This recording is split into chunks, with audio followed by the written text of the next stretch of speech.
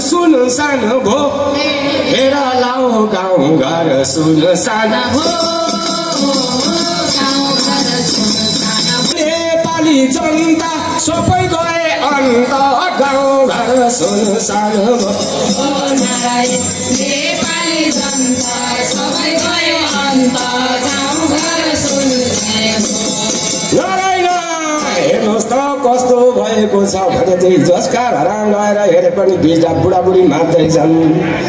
छोराछोरी कोही विदेश गए कोही सहर बसे कोही कता गए बुढो घरमा कोही पनि बस्दैनन् अहिले त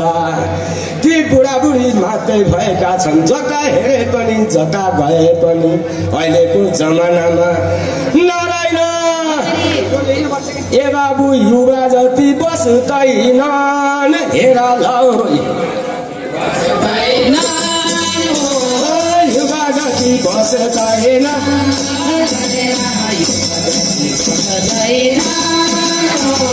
बुढाबुढी भएर फुल्नुपर्छ घर युवा जति बस्दैन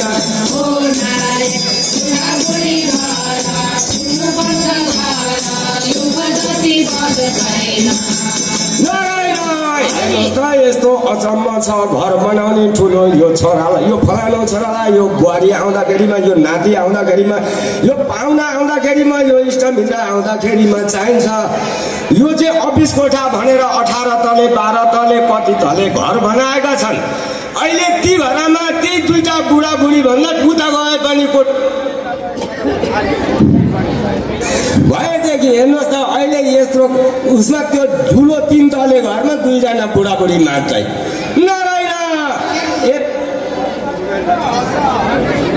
हेर लाऊ बसलान कसरी हरे राम बसलान कसरी छोरा छोरी बेग्लै बुढाबुढी एकलाई बसलान कसरी ओ नारायण छोरा छोरी बेग्लै बुढाबुढी एकलाई बस्छन् कसरी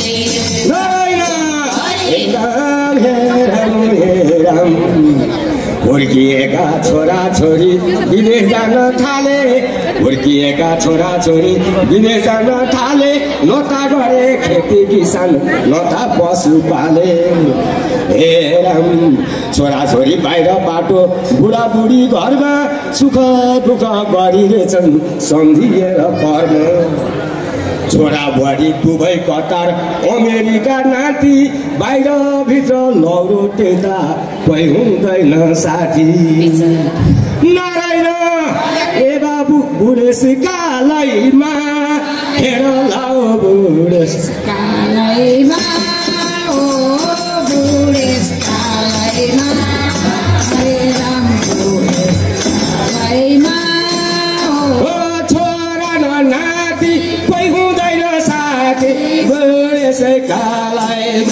ओ नारायण छोरा नाति कोही हुँदैन साथी बुढेसकालैमा